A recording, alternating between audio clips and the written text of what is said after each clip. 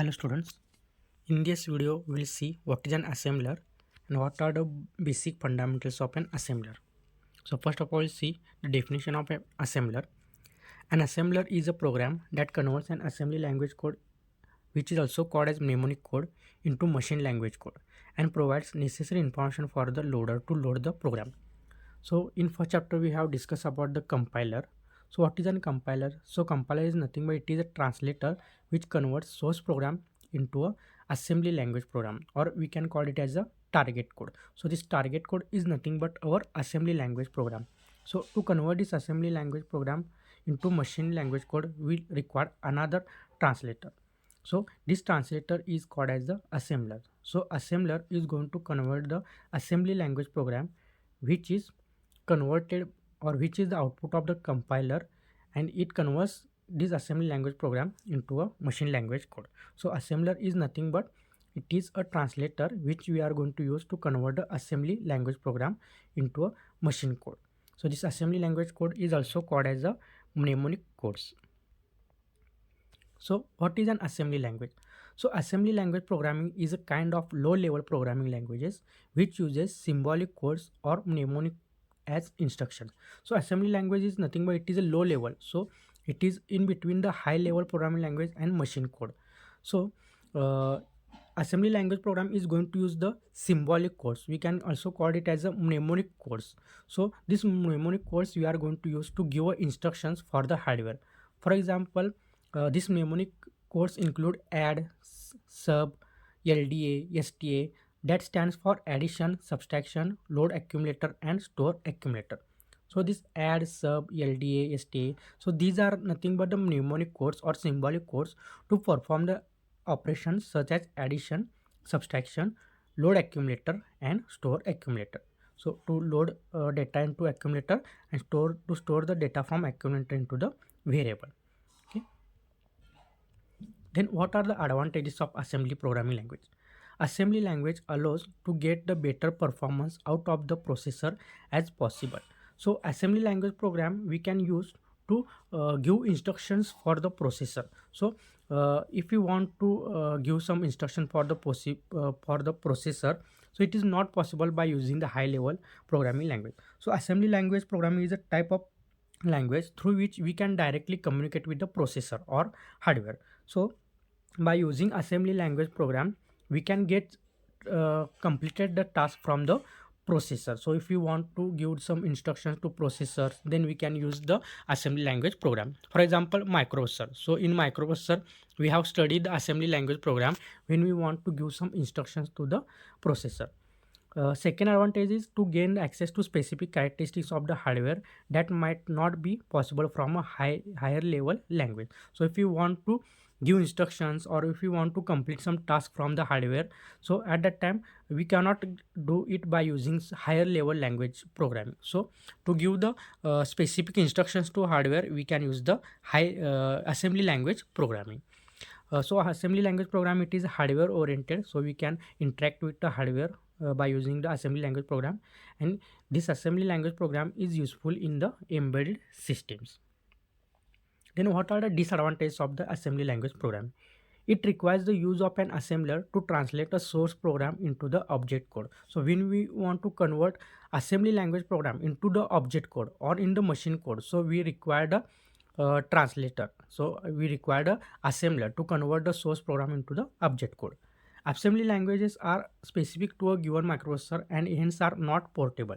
Means assembly language programs are different for different microprocessors. So it is a we can say it is a processor dependent. Means depending upon the type of processor, the assembly language programs are changed. That's why we can say that assembly language program are not a portable. Means for different processors we are going to use a different assembly language, or format of assembly language program is going to change. Assembly language programs are more difficult to debug as compared to high level programming language, and assembly language programs are more complex in nature to develop as compared to high level language programming language. So these are the disadvantages of the assembly language programming. Then we will see what is the structure of an assembly language program. Assembly language statements are entered one statement per line. Each statements follow the following format. So this is the format for the assembly language program. So first we have a label, then we have a mnemonic, then operands and comment. So this assembly language statements contains four uh, four elements. First is label, second is mnemonic, third is operands, and fourth is comment. So the field which is written in the square bracket are optional, means label and comments are optional in the assembly language program, but we must have the mnemonic and operands in our assembly language statements. A basic instruction has two parts. The first one is the name of the instruction or the mnemonic. So mnemonic is nothing but the instructions which we are going to give to the in the assembly language program. And second, operand. Operand means to whom, means which parameter or which operand is going to perform these instructions. So this is defined by the operand. So mnemonic and operand, so these are the two important parts in the assembly language program, and label and comment are the optional part. So this is the example of assembly language.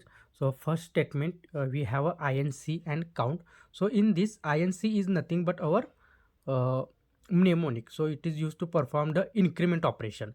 And so inc count. So inc count means here we are going to perform the increment operation on the count variable. So increment the memory variable count. So inc is our mnemonic and count is our operand. Same for second instruction, move total 48. So it transfers the value 48 in the memory variable total. So here we have a move as a mnemonic code and total and 48. So total and 48 is nothing but our operands. Same, add AH, BH, add the content of BH register into the AH register, and mask 128, perform AND operation on the variable mask 1 and 128. So here mask 1 is our variable. Then add mask 10, add 10 to the variable mask, move AL into 10, transfer the value of 10 to the AL register. So this statement contains the mnemonic code, operands and the comment. So we can also add the label before the mnemonic, but it is a optional. Then what are the elements of assembly language program? So assembly language program, so first elements in the assembly language program is the mnemonic operation code. The mnemonic operation codes for machine instructions are easier to remember and use than numeric operation code. So here this add, sub, move, these are nothing but our mnemonic operation code. So this mnemonic, whatever instructions we are going to give to the processor, so this all the instructions have the format in the operational code. So for example, for add we have a opcode 01, for sub we have opcode 02, for move we have opcode 03. But instead of remembering the numeric operation code, so symbolic code are easy to remember. That's why instead of remembering the optional numeric opcodes, we are going to use the add, sub, move, etc.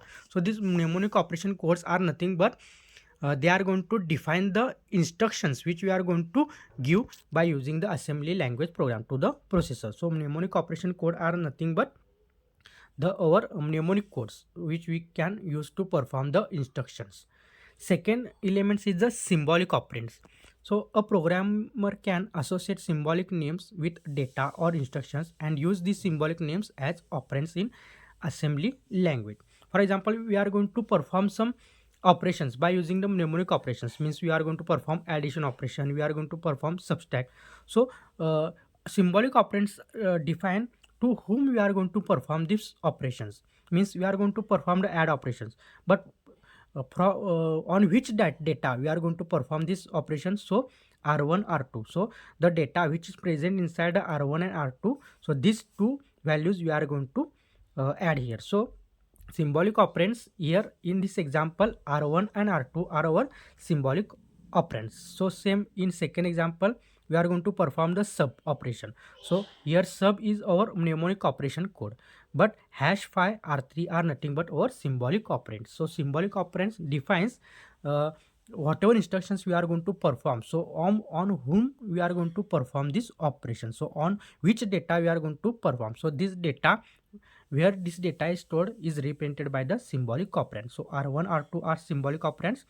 Here same in a second example, hash 5 r3 are the symbolic operands. Third is the data declaration. So data can be declared in a variety of notations, including the decimal notation. So in here we can give the any value for the variable, like in C program we will give integer c is equal to 5, float b is equal to 5.5. Likewise here also in assembly language program we can give or we can declare the data for any variable. Okay, so for example here number one, so number one is our variable, so we can give the variable decimal value as well as the hexadecimal. So in first example we have given the value 03.